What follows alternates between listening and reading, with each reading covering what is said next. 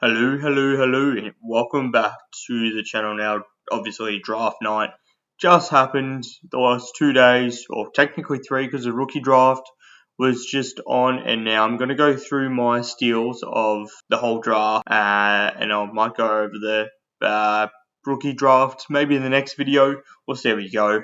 I haven't really watched much apart from a little bit of the draft, so I might be a little bit biased with probably 2 of my picks, but the rest, yeah, we'll see how we go. So I'm not going to count Harley Reid as a steal because he was always going to go number 1. So we're going to go through some of the draft steals in my opinion. Let me know your thoughts down in the comments below. So Daniel Curtin, pick 8.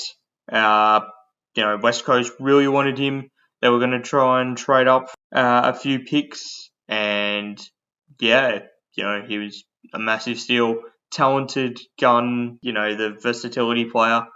Nate Caddy at pick 10. Also a steal is going to be a great player for Essendon. And then you had pick 9. You also had Ethan Reid, who was an academy player for Gold Coast.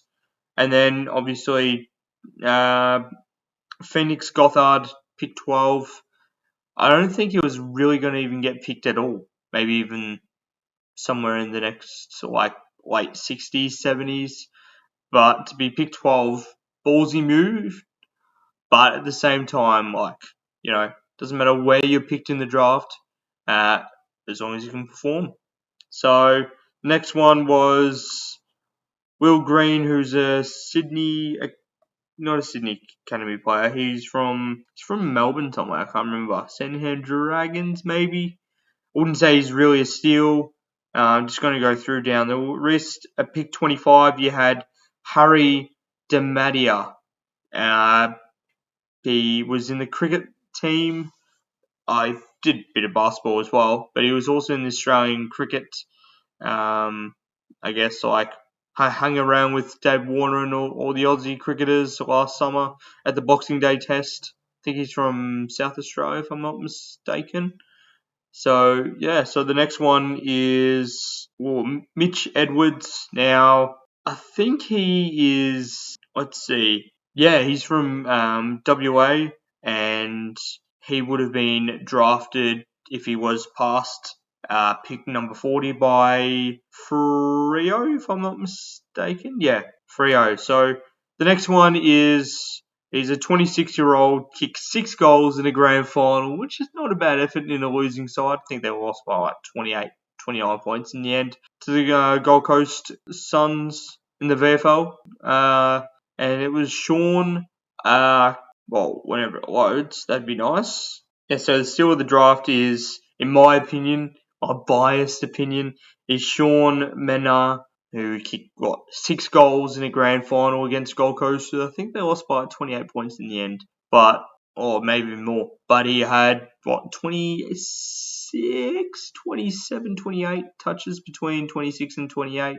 and he was just sensational. I can't really say I watched the grand final because I did not, but I watched some of the highlights, and I'm like, pretty good effort, not a bad day out. And so the next one is now Geelong Falcon player Thomas Anastastopoulos. I've got no idea how to pronounce that name, but he's a Geelong Falcon player, and just had to give him a little shout out because I feel like Geelong, we tend to bring out a lot of not best, but a lot of really, really good, solid AFL players. So, probably helps when you have a 300,000 population with a footy mad town, so that helps as well. So another steal of the draft was, I reckon Ollie Wiltshire, Bowen Heads product, kicked 51 goals in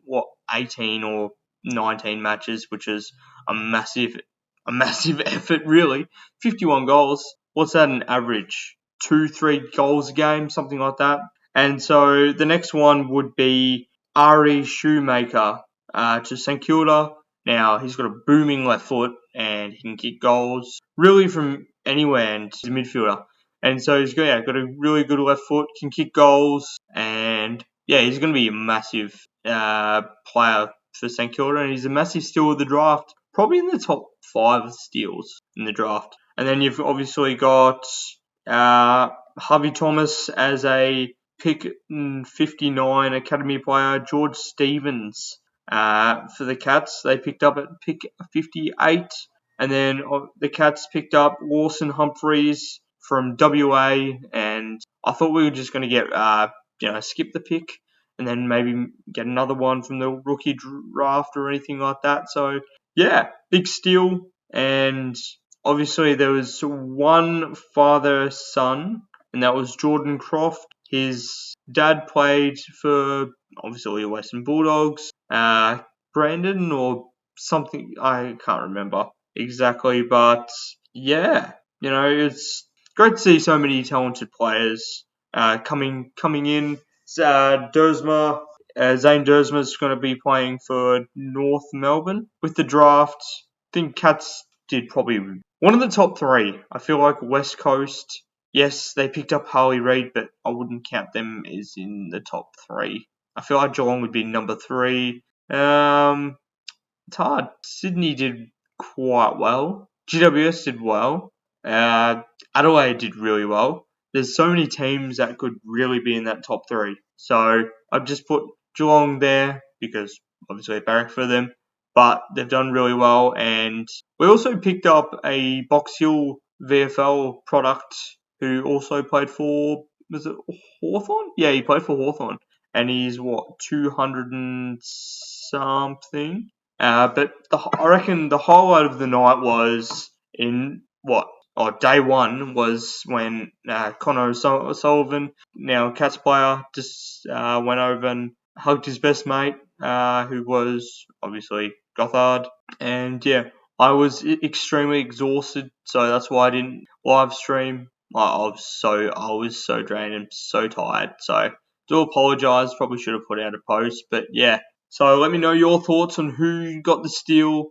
I might do a few more of these videos, but I might do like a rating and stuff and seeing how everyone drafted, and go probably more into detail, because obviously like on my phone I'm looking down, so I probably need to have like a list here, and then yeah. So anyways, that's the video. Thanks so much for watching. Hope you enjoyed this AFL draft. I'm thinking of doing like a little cheap video where I just put all the draftees in, and so you guys can have a look at it and who went to where. And yeah, so that's something what I'm probably going to do.